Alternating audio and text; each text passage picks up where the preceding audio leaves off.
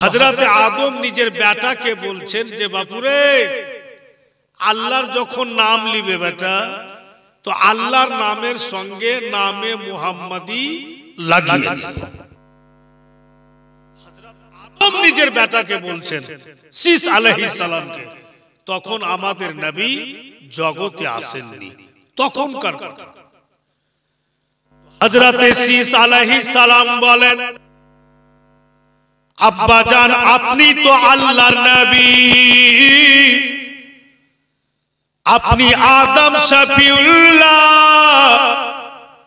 তো আপনার নাম লাগাতে বলছেন না, আল্লাহর নামের সঙ্গে নামে মুহাম্মাদি কেন বলছো? হযরত শীস বলছে যে আপনি তো আদম নবী, আদম শফিউল্লাহ, তো আপনার নাম লাগাইতে বলেন, নামে মুহাম্মাদি কেন লাগাইতে বলছেন?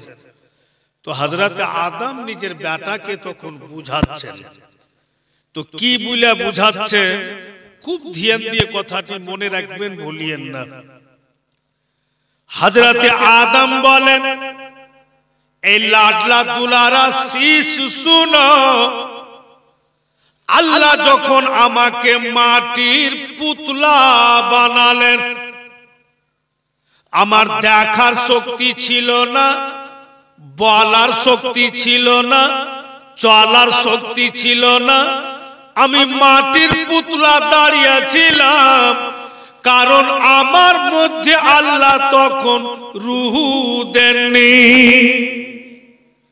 তো আল্লাহ যখন রুহু দেয়নি আদমের ভিতর, তো হাত পাও নড়বে না, কথা বলতে পারবে না, মাটির পুতলা দাঁড়িয়ে আছে। ওই সমাতে যখন মাটির পুতলা তৈরি হইল হযরত আদমের, আর ওর মধ্যে আল্লাহ যখন রুহু দিচ্ছে, তো রুহুটা বেরিয়ে চলে গেল, আবার রুহুকে আদমের ভিতরে দিচ্ছে, ফের কিন্তু রুহু বেরিয়ে চলে যাচ্ছে। এর মানে হযরত আদম জীবিত হচ্ছেন না। তৃতীয় মার্তবা রুহু বলছে কি আল্লাহ তোমার আদমের ভিতর তুমি দিচ্ছ আমাকে, আর আমি বেরিয়ে চলে যাচ্ছি, কারণ একটাই, আদমের ভিতর যে এত অন্ধকার, আমি যে বসবো কোথায় জায়গায় খুঁজে পাচ্ছি না, বলে আমি ওর মধ্যে থাকতে পারি না। তখন আল্লাহ আমাদের দয়ার নবীর এক টুকরা নূর নিলেন আর আদমের ভিতরে ছাড়লেন। তারপরে যেমনই রুহুকে দেওয়া হলো, রুহু কিন্তু বেরিয়ে আসলো না। তো আল্লাহ বলছেন কে রুহু अब तो निकल जा, अब क्यों नहीं निकलता है?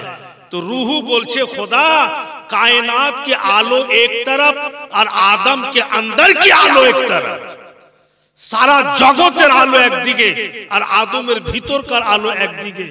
এখানে বক্তব্যটা স্পষ্ট বোঝা গেল যে যদি আদমের মধ্যে আমাদের দয়ার নবীর একটুকু নূর না দিতেন তো রুহু জাগা করত না, আর রুহু যদি জাগা না করত তো আদম জীবিত হইত না।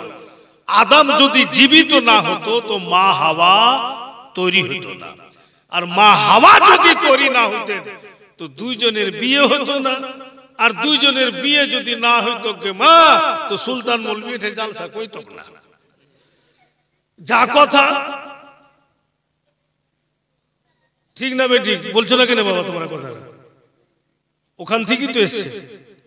তো হযরত আদমের ভিতরে আমার আপনার দয়ার নবীর নূর গিয়েছে, তারপরে আদম জীবিত হয়েছে। তো আমরা কত বড় কিসমতওয়ালা যে আমার নবীর সাদকাতি আদম জীবিত, না তো হতো না। अब ওখানে একটু আর গুরুত্বপূর্ণ কথা বলে দিই। আল্লাহ আদেশ করেছিলেন ফেরেশতাগণকে, প্রথম পারাতি লেখা আছে, আল্লাহ তাআলা আদেশ করলেন कि सजदा करो, काके तो ले आदम, आदम के फसाजदू, सबने सजदा किया इल्ला इबलिस, किंतु इबलिस सजदा करलो ना, इनकार করে দিল। তো আল্লাহ তাআলা বলছে যে একে জান্নাত থেকে টাইনা আর বাহিরে ফেলে দেন। আগে কিন্তু জান্নাতি ছিল আজাজিল, আর যখন আদমকে সাজদা করতে বলল আর করলো না, তো আল্লাহ ওকে জান্নাত থেকে টাইনা বাইরে ফেলে দিলেন। তো ফারিস্তাগণ বলছে কি আল্লাহ আদমকে সাজদা করলো না বলে ওকে জান্নাত থেকে বাইরে মানে? তো আল্লাহ তাআলা বলছেন যে সে কথা নয়, আদমের পেশানিতে আমার হাবিবের নূর চমকিছে, আমি আমার হাবিবের সম্মানের জন্য একে সাজদা করতে বলেছি, ও অহংকার করলো, ইনকার করলো, তাই ওকে জান্নাত থেকে টেনে ফেলে দেওয়া হলো।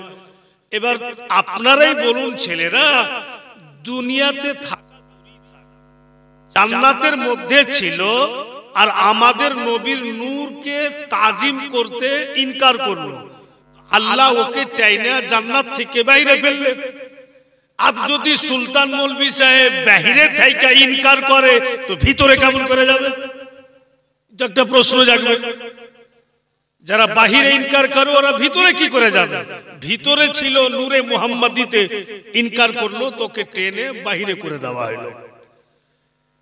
আব দেখো মা, একটা কথা আরো বেরিয়ে আসে যে আমরা দুরূদ পড়ছিলাম এখানে, যখন হযরত মা হাওয়া তৈরি হলো তো দেখতে বেটি খুব সুন্দরী, তো হযরত আদম তাকিয়ে তাকিয়ে মা হাওয়ার দিকে দেখছেন, তো মা হাওয়ার দিকে দেখছেন তো আল্লাহ বলছেন কে রোক, খবরদার হাওয়া के करीब नहीं जाना, दूर रहो।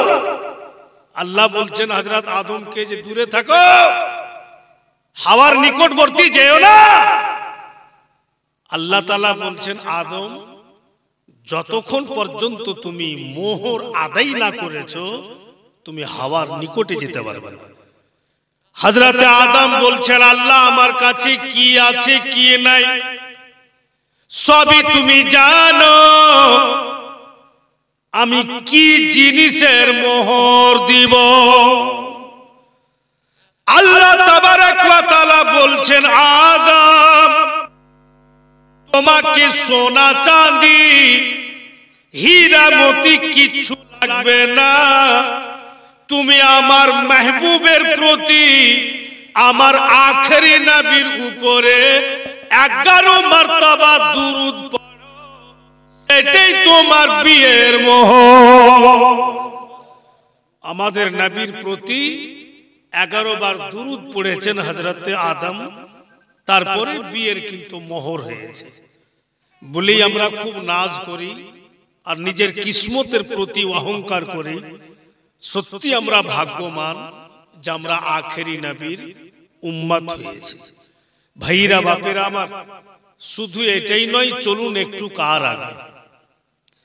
আব হযরত আদম বলছেন যে এবার আমি চোখ খুললাম, জীবিত হইলাম, তো চোখ খুলে দেখছি তো আরশে আজমে লা ইলাহা ইল্লাল্লাহ লেখা আছে, আর ওর পাশে দেখছি তো মুহাম্মাদুর রাসূলুল্লাহ লেখা আছে। আমি জান্নাতের দরওয়াজাতে দেখছি তো নবীর নাম, জান্নাতের ভিতরে গেলাম তো জান্নাতের গাছের পাতায় পাতায় দেখছি তো নবীর নাম, জান্নাতের দরওয়াজাতে নবীর নাম, ফারিস্তাগণের চোখের পারাতে দেখছি যেন নবী মুস্তাফার নাম, হুরগণের সিনাতে দেখছি যেন নবী মুস্তাফার নাম। আল্লাহ তাআলাকে জিজ্ঞাসা করা হলো আল্লাহ জান্নাত তো তুমি বানিয়েছো, জান্নাতের দরওয়াজাতে তোমার নবীর নাম কেন? জান্নাতি গাছ তো তুমি বানিয়েছো, তোমার নবীর নাম কেন? আরশে আযম তো তুমি বানিয়েছো, তোমার নবীর নাম কেন? আল্লাহ তাবারক ওয়া তাআলা বলেন বানাইবের কাম আমি বানিয়ে দিয়েছি, কিন্তু মালিক আমি আমার নবীকে বানিয়েছি। আমার বানাইবের কাম বানিয়ে দিয়েছি, কিন্তু মালিক আমি আমার নবীকে বানিয়েছি। আর যে মালিক হবে ওরই কিন্তু নাম লেখা হবে। তো আল্লাহ যদি জান্নাতের মালিক রাসূল আল্লাহকে বানিয়ে দেয়, তো আল্লাহর বান্দা বান্দি কিছু করার নাই, আল্লাহর মার্জি, আল্লাহর ইচ্ছা। अब এখানে এটাও বোঝা গেল যে যখন জান্নাত বানিয়েছেন আল্লাহর মালিক রাসূল আল্লাহ, তো নবী পাকের আদেশেই কিন্তু জান্নাত যেতে হবে। মা ফাতেমার বিয়ে নবী পাকের ছোট বেটি হযরত আলীর সঙ্গে হয়েছে। তো হযরত আলীর সঙ্গে যখন বিয়ে দুনিয়াতে হয়নি, তো হযরত আলী শেরে খোদা নবী পাকের দরবারে বিয়ের প্রস্তাবটা রেখেছিলেন। তো বিয়ের প্রস্তাব রাখলেন, কিন্তু দয়ার নবী বলেছিলেন কি আলী, তুমি যখন বিয়ে করতে চাইছো তো একটা মেয়ের প্রয়োজন আছে, তুমি কোথাও মেয়ে তলাশ করেছো বা তোমার পছন্দ আছে?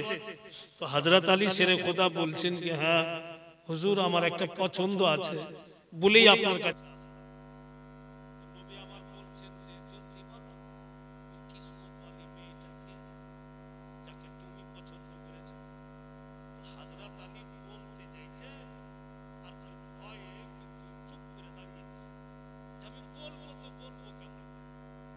নবী পাকের বেটিরই কথাটা বলবে, চিন্তা ভাবনা করতে করতে উনি বলেই ফেললেন कि आका বইলে দিচ্ছি হুজুর, যদি ভুল হয়ে যায় তো আপনি ক্ষমা করে দিয়েন।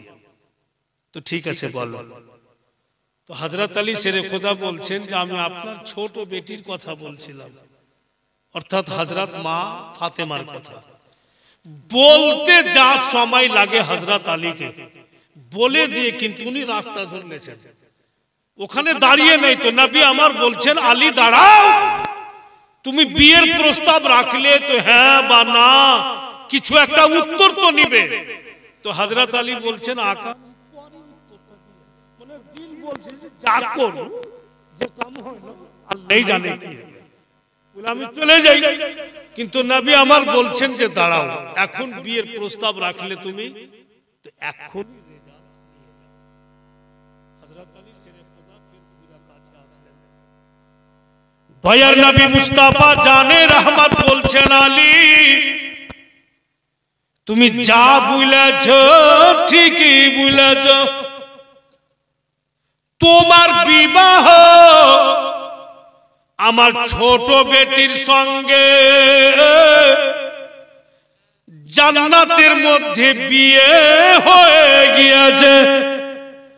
তোমার সঙ্গে আমার ছোট লাডলি বেটির বিয়ে জান্নাতের মধ্যে স্বয়ং আল্লাহ তাবারক ওয়া তাআলা কাজী হয়ে পড়েছে।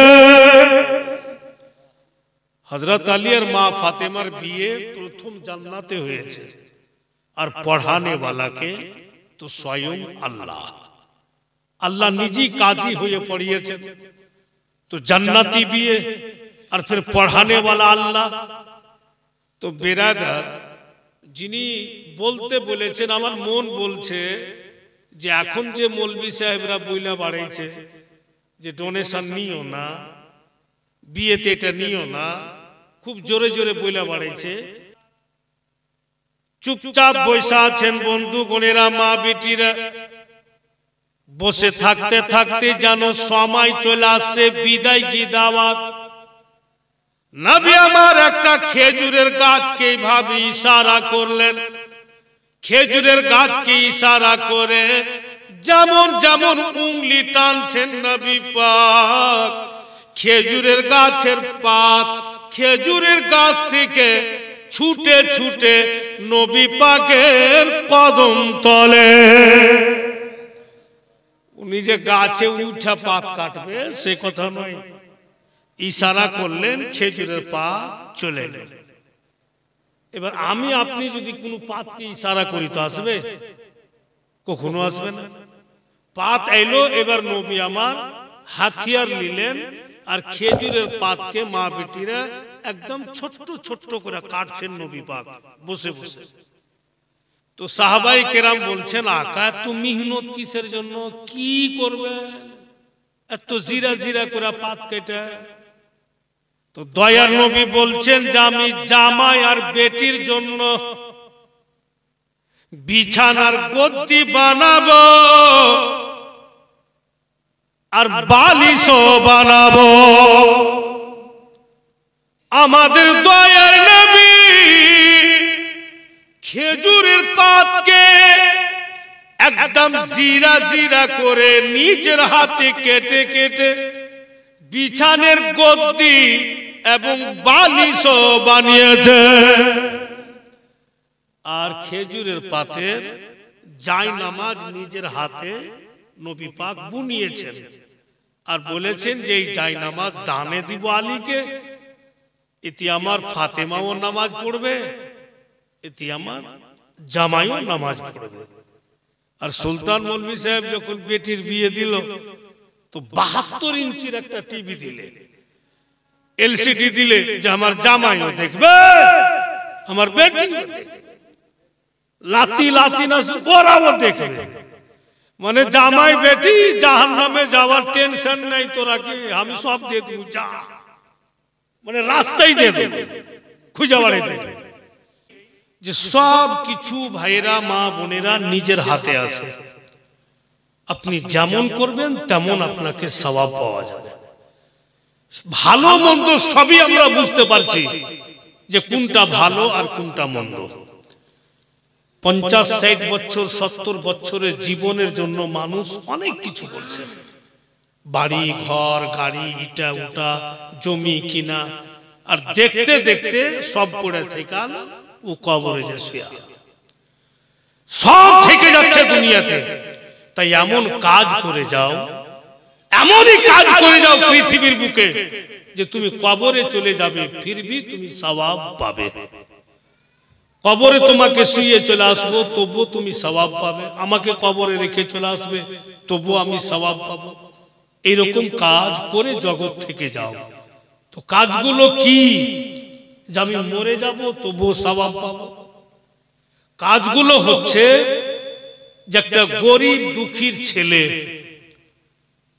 আরবিক শিক্ষা দীক্ষা করছে, মাদ্রাসাতে আছে, খুবই কমজোর, আল্লাহ আমাকে টাকা পয়সা দিয়েছে, আমি ওই ছেলেটার লেখাপড়ার খরচ করছি, ওর পিছে খরচ করে ওকে একটা আলিম বানিয়ে দিলাম। তারপরে আমার ইন্তিকাল হয়ে গেল, আমি চলে গেলাম, যতদিন ও ছেলে আলিম থাকবে আর ইসলামের সেবা করবে পড়াইবে আমি সওয়াব পাবো। উফের একটা আলিম বানিয়ে দিয়ে চলে গেছে, পড়িয়েছে ছাত্রকে, তো কেউ তো একজন আলিম হয়েছে, ফের ওই ছেলে যতদিন পড়াবে ফের কিন্তু আমি সওয়াবটা পাবো। মানে এই সব নেকি লাইফ টাইম কোনোদিন কমে যাবে না। মসজিদ আছে, দেখছি যে এটা জিনিস কম আছে, ওটা আমি দিয়ে দিলাম, মসজিদ আবাদ হচ্ছে, মসজিদে আজান হচ্ছে, আমি চলে গেছি কবরে কিন্তু সওয়াবটা কিন্তু আমি পাচ্ছি। এই ধারণার নিয়ম কানুন করে যদি যাই তো জীবিত থেকেও নেকি, কবরে যাওয়াও নেকি। আর এই পথে যারা চলবে সত্যি জান্নাত ওদের জন্য অনিবার্য আছে। জান্নাতি অপেক্ষা করবে যে কবে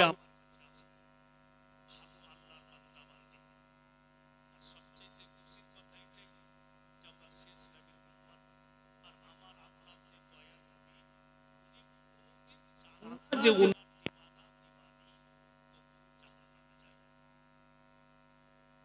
প্রমাণ আমি করছি, ধ্যান দাও।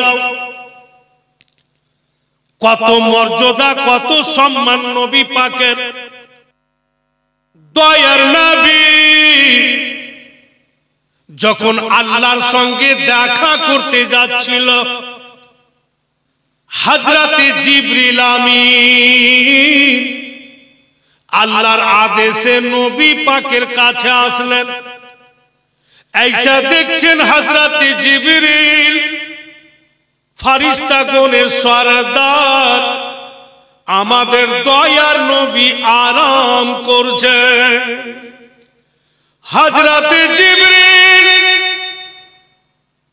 উনি নবী পাকের দিকে দেখছেন আর ভাবছেন আল্লাহ কেমন করি, নবী পাক তো আরাম করছেন চোখ দুটি হিলাবো তো বেহুরমাতি,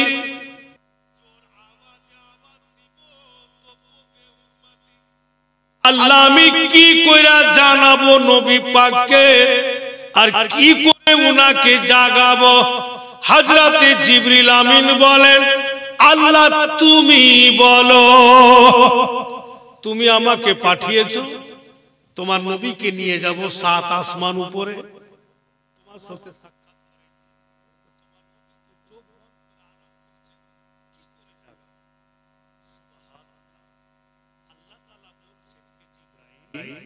আমার নবীকে আমি কি জিনিসে বানিয়েছি বলো তো?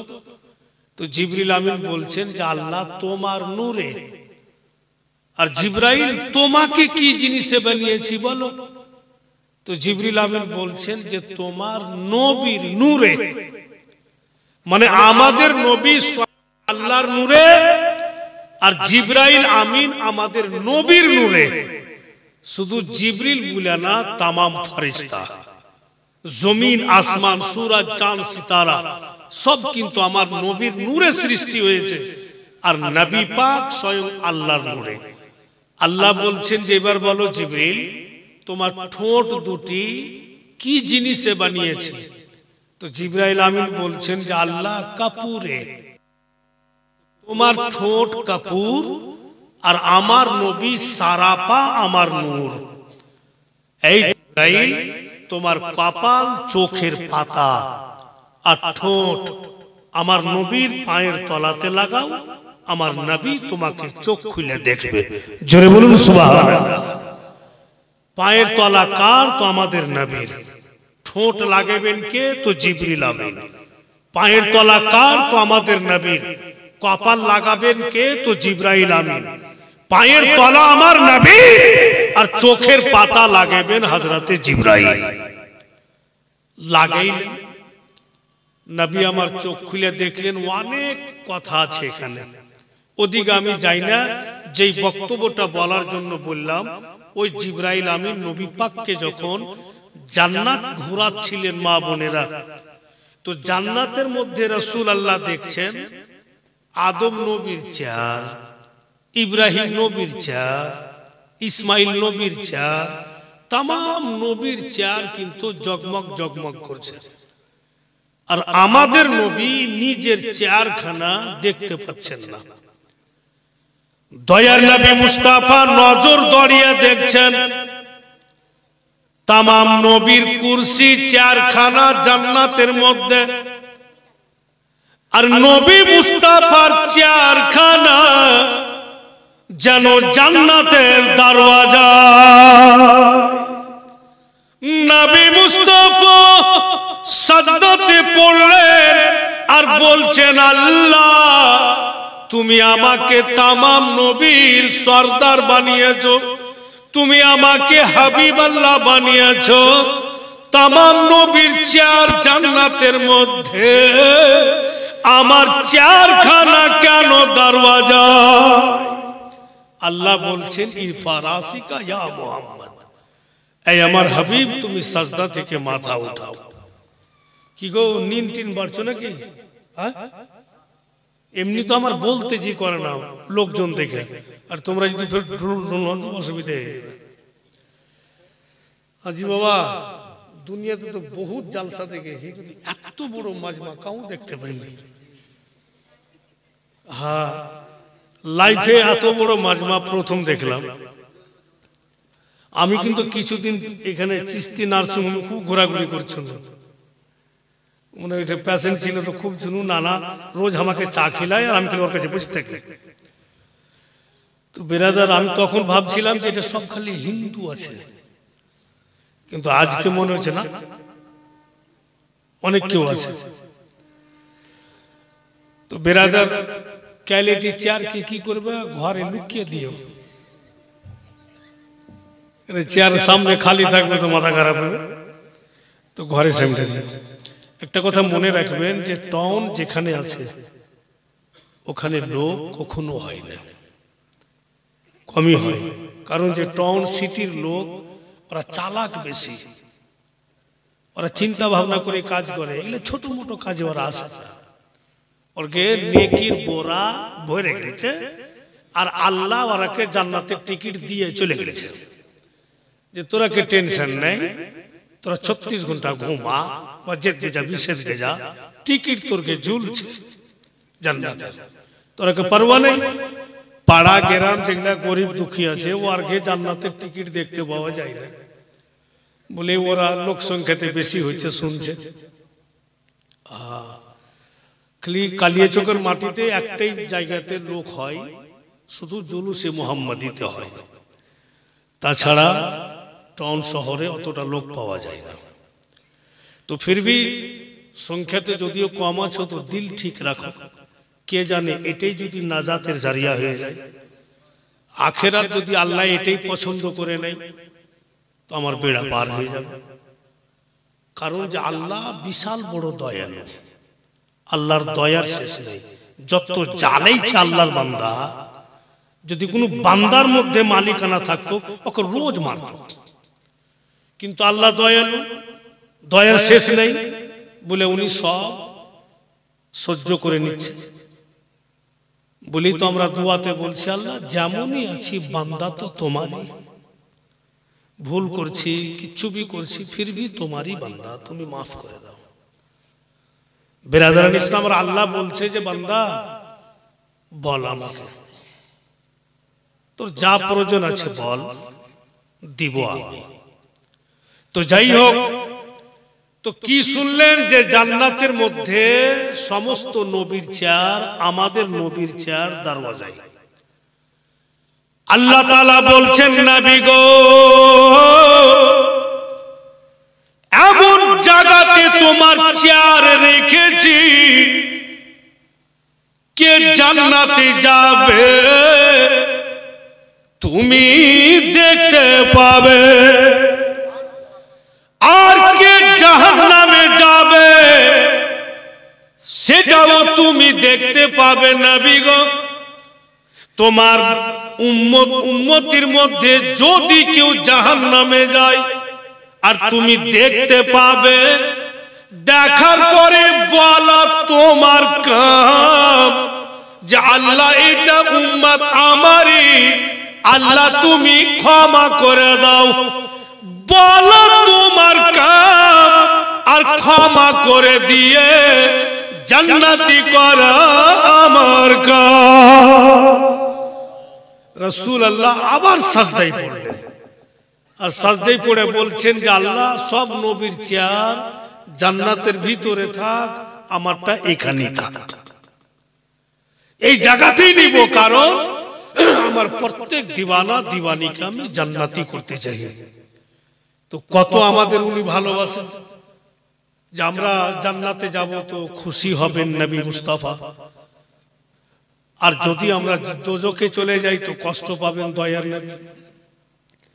ভাইরা বাপেরা বন্ধুগণের আমার, যা কিছু পেয়েছি আমরা সব নবী পাকের সাদকাতি পেয়েছি, উনি ছাড়া উপায় নাই। তো বলেন তো দেখি যে হযরতে নূহ নবীর সাফিনা কাস্তি যখন নদীতে ডুবতে যাচ্ছিল, তখন হযরত নূহ নবী বলছেন যে আল্লাহ এই তুফান থেকে আমার কাস্তিকে তুমি বাঁচিয়ে নাও, তোমার নবী মুহাম্মদুর রাসূলুল্লাহ সাল্লাল্লাহু তাআলা আলাইহি সাল্লামের ওসিলাতে। তখন উনি ওসিলা দিয়েছেন। এত স্পষ্ট বোঝা গেল যে সব শেষে নবী পাক এসেছেন, কিন্তু আল্লাহ উনাকে সর্বপ্রথম তৈরি করেছেন। বলেই তো আল্লাহ কোরআনে বলে দিয়েছেন যে আমাকে রাজি করতে চাও তো আগে আমার নবীকে রাজি করো, আমাকে আপনা বানাইতে চাও তো আগে আমার নবীকে আপনা বানিয়ে নাও। বলেই মা বেটি বোনেরা সব কিছু যদি ভুলে যাও, কিন্তু নবীর কোনো মতেই ভুলতে হবে না, কারণ যে ঈমানের মুকাম্মাল ঈমান হওয়া, পূর্ণ ঈমান হওয়ার স্পেশাল শর্ত হচ্ছে নবীর মোহাব্বত। বাপ চাইতো বেশি নবীকে ভালোবাসতে হবে, মা চাইতো বেশি নবীকে ভালোবাসতে হবে। হযরত উমর ফারুক রাদিয়াল্লাহু তাআলা আনহুর ঘটনা আছে, উনি খুব মিজাজি খুব রাগাল লোক। তো নবী পাক বলছেন যে উমর কতটা আমাকে হযরত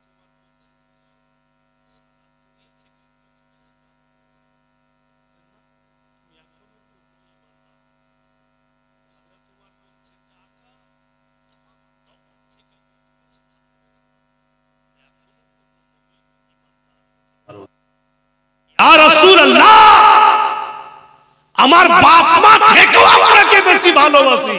বলে এখনো পূর্ণ মুমিন হতে পারোনি।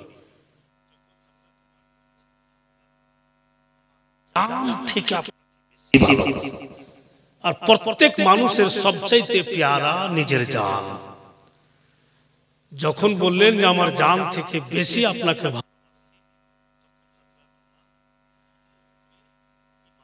মুকাম্মাল হলেন। তো নবীর মোহাব্বতটা কত সুন্দর। যাই হোক, যে কয়েকজন আছেন একবার আর দুরূদ শরীফ পড়েন, তারপরে চিন্তা ভাবনা করি যে কাল আসবো না আজ বাড়ি ভেগ যাব। ফয়সালা কিন্তু আজ এবার দুরূদ শরীফ পড়েন। আল্লাহুম্মা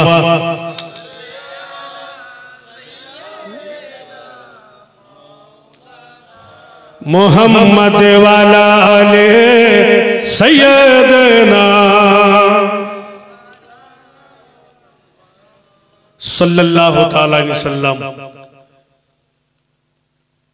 खुदा के दीन का चर्चा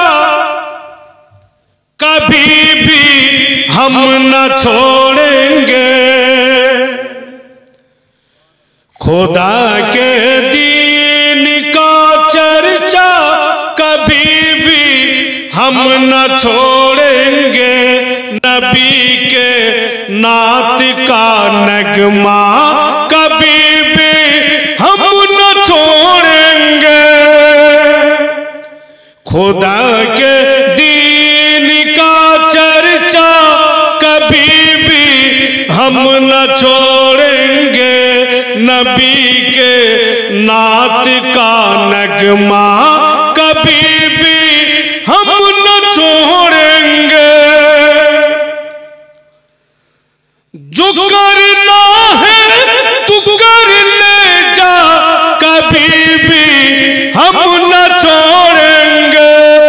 नजदी जिक्र आका का, ओ नजदी जिक्र आका का कभी भी हम न छोड़ेंगे। नबी के नात का नगमा कभी भी हम न छोड़ेंगे। सुभान अल्लाह, सुभान अल्लाह।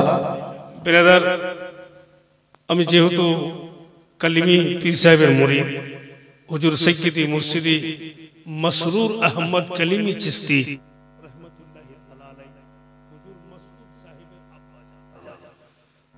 মিয়ার আব্বা জান উনার মুরিদ। তাই বেরাদার সময় সময় নিজের পীর মুর্শিদকে স্মরণ করতে হয়। একবার বলো তো সুবহানাল্লাহ। কালিমি थे कलीमी है, कलीमी ही रहेंगे हम। कलीमी थे कलीमी है, कलीमी ही रहेंगे हम। मेरे मसरूर का नारा, मेरे मसरूर का नारा कभी भी हम न छोड़ेंगे। नबी के नात का नगमा कभी भी हम न छोड़ेंगे। बिरादरान इस्लाम, এত সুন্দর। আর জায়গা জায়গা বাপু গান ময়লা খেয়ে বেড়াচ্ছে। এত সুন্দর পাখি আর ফির ময়লা খেয়ে বেড়াচ্ছে। बिरादर আর কি দেখলেন যে আরবিতে বাপু আর পরে আরবি লেখা আছে পাখির। ঘুরে যখন নবী পাকের বাড়ির দিকে যাচ্ছেন তো কি বল দরওয়াজা পর্যন্ত পৌঁছেছেন হযরত আলী। আর দূর থেকে নবী পাক বলছেন নিষেধ করেছিল যে দেখে চলে এলে জোরে বলেন সুবহানাল্লাহ। নবী পাক বাড়ি দিয়েছেন আর ভিতরও যাননি, হযরত আলী দরওয়াজা অবধি এসেছেন। আর নবী পাক বলছেন নিষেধ করেছিলাম, তবু তুমি যে সব দেখে চলে এলে আলী। বলে হ্যাঁ ইয়া রাসূলুল্লাহ দেখা। হুজুর গো, কিন্তু কিছু বুঝতে পারলাম না, লোকটা যে ঘাসের বোঝা উঠাইতে পারে না, ওকে ছেড়ে দেওয়া উচিত, ফের সব ওরকম হয়েছে না? রাগ করিয়েন না বাবু, তোমরা রাগিও না বাবা। হ্যাঁ, কিছু কিছু লোক আলিম আছে যে বড়কা সারা পয়সাওয়ালা, তোর বাড়ি দোয়া করতে যাবে, কিন্তু লোকটা সুদখোর, কিন্তু তো জানছে যে আমাকে 15,000 10,000 দিবে, তার বাড়ি যাই আগে তখন দিন বলছে খোদা শহীদের দরজা দিয়া উঠায়, এক মুসলমানকে বাঁচাতে গিয়ে যদি আমার গলা কেটে যায় তো নিশ্চয়ই আল্লাহ আমাকে শহীদের দরজা দেবে। কিন্তু এই মুসলমান মীর জাফর আমাদের মধ্যে কতগুলো ঘোটালা ঢুকে আছে। আমাদের মধ্যেই ফের বলছে, যখন আন্দোলন করছে তো বলছে আরে ছোড়ো না, গুঠলি মত গিনো আম খাও, আমাদের মধ্যেই বলছে।